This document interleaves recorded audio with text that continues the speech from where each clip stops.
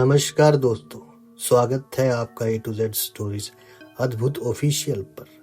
आज हम बात करने जा रहे हैं असुरों के गुरु शुक्राचार्य के बारे में। बताया जाता है कि शुक्राचार्य का जन्म सावन महीने के शुद्ध अष्टमी के दिन, 8वां दिन जो होता है, उस वक्त हुआ था।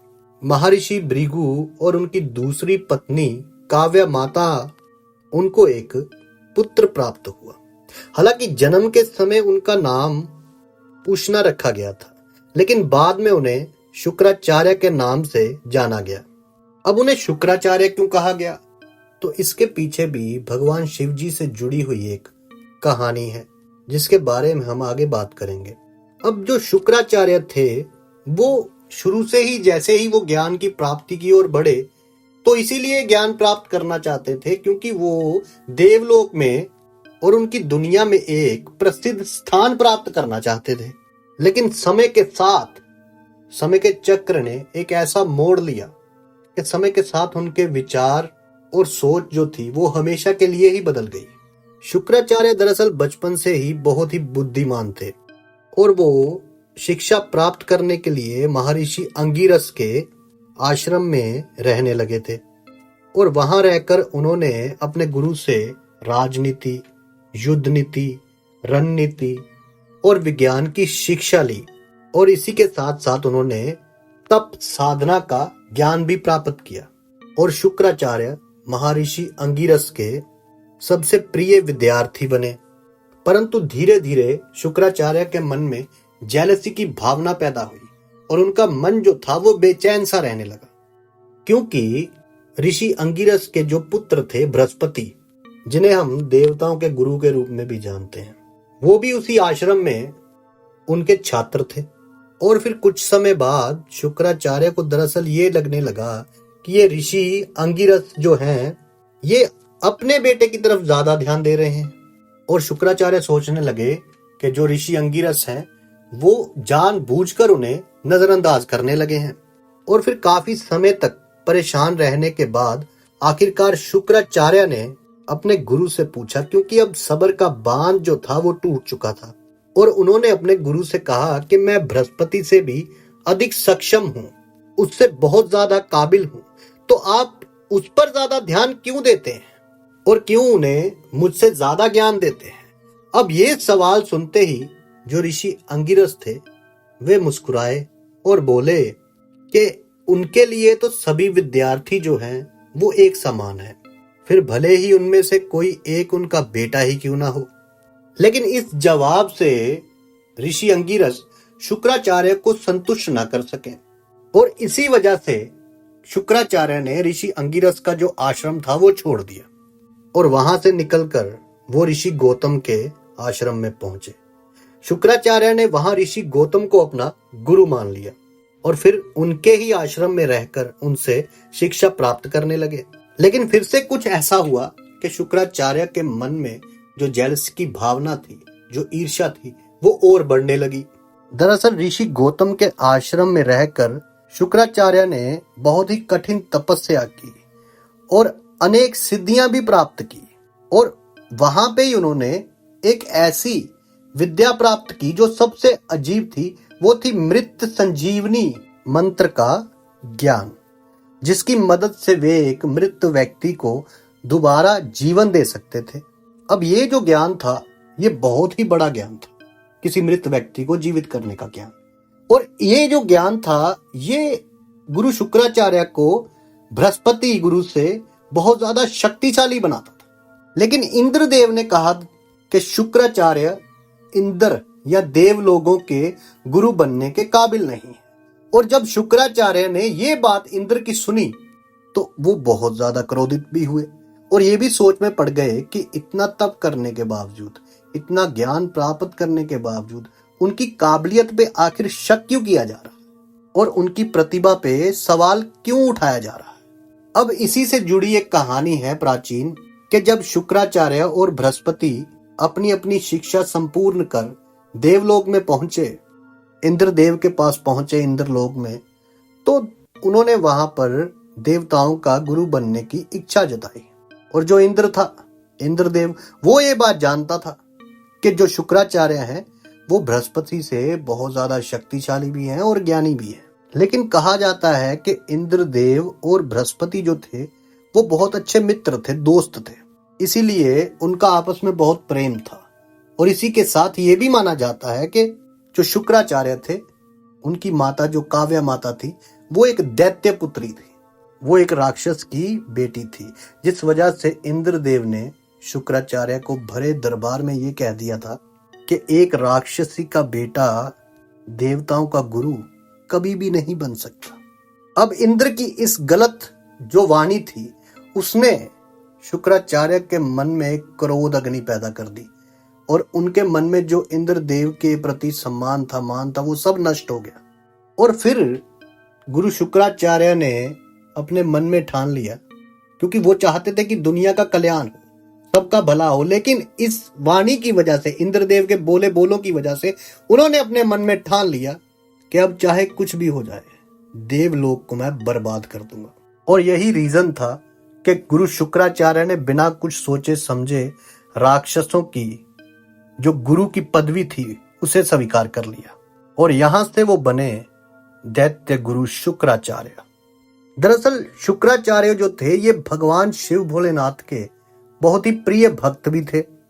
अब जिस वक्त ये महर्षि गौतम के आश्रम में तपस्या कर रहे थे तो वहां से निकलने के समय, वो ज्ञान प्राप्त होने के बाद, उस वक्त इन्हें पता चला था मृत्यु संजीवनी मंत्र के बारे में। और ये एक ऐसा मंत्र था जिससे मरे हुए व्यक्ति को जीवित किया जा सकता था। तो उस वक्त फिर शुक्राचार्य ने महर्षि गौतम से इस मंत्र की विधि और इसका ज्ञान सीखने के बारे में अपनी इच्छा जता दी।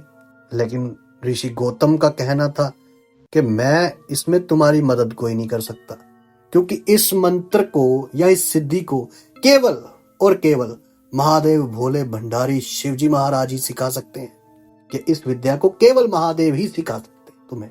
अब यहाँ पर यह बात तो है कि वो शुरू से शिव भक्त तो थे ही। ये कहा जाता है कि वो शिवजी को तो शुरू से ही मानते थे, क्योंकि उनकी माता भी शिवजी को मानती थी। लेकिन अब हुआ यहाँ ये कि ये बात सुनने के बाद जब गौतम ऋषि ने कहा कि तुम्हें भगवान शिव ही ये सिद्धि या ये मंत्र या ये ज्ञान सिखा सकते हैं, तो तुम्हें उनको प्रसन्न करना होगा कठिन तपस्या कर कर। तो फिर शुक्राचार्य ने मन में ठान लिया कि चाहे कुछ भी हो जाए मुझे भगवान शिव से ये जो विद्या है ये सीखनी है।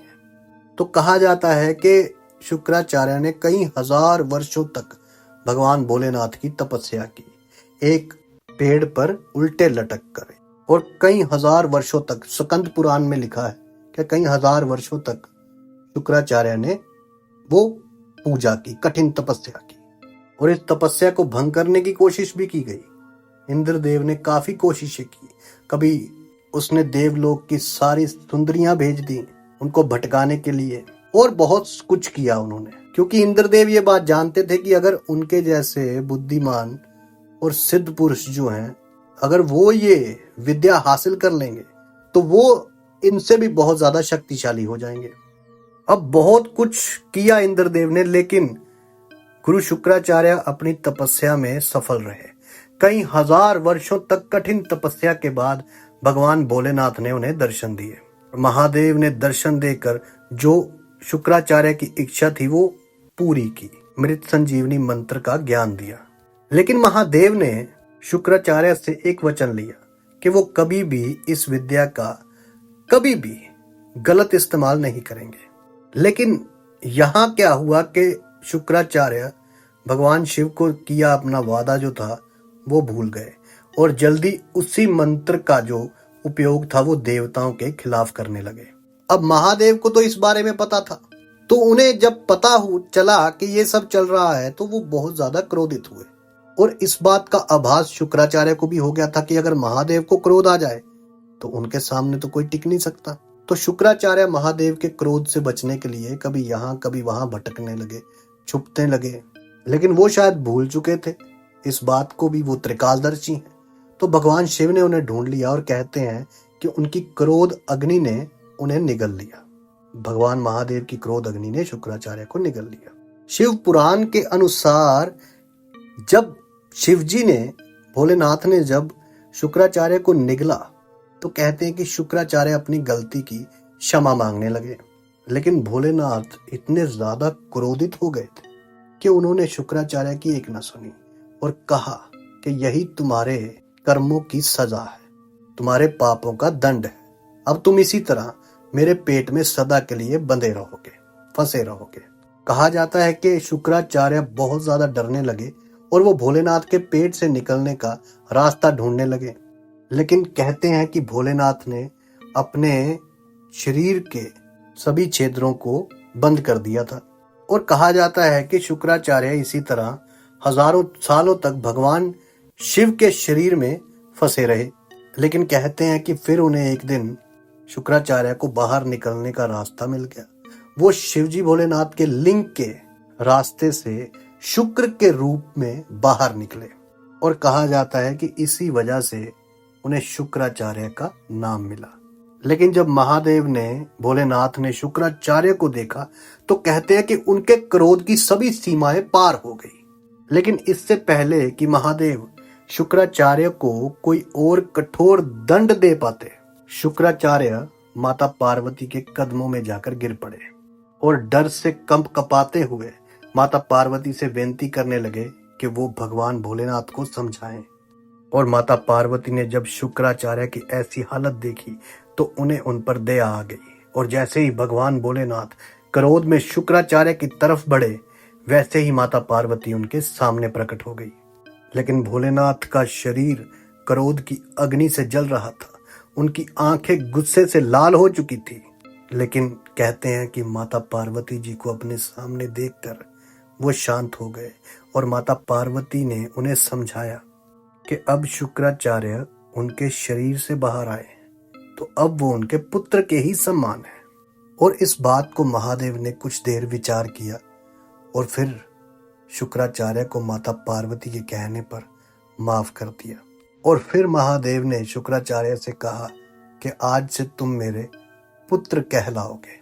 और इसी वजह से शुक्राचार्य को महादेव के पुत्र होने का सम्मान भी प्राप्त हुआ। अब देखा जाए तो सप्त ऋषियों में से एक के पुत्र होने की वजह से जो शुक्राचार्य थे वो बहुत ही बुद्धिमान भी थे, विद्वान भी थे और उन्हीं की तरह वो दुनिया का कल्याण करना चाहते थे। लेकिन इंद्रदेव उनसे भयभीत था क्योंकि उन्हें लगता था कि ये इतने शक्तिशाली हो गए हैं, कहीं मेरे सिंहासन को ही ना छीन ले मुझसे।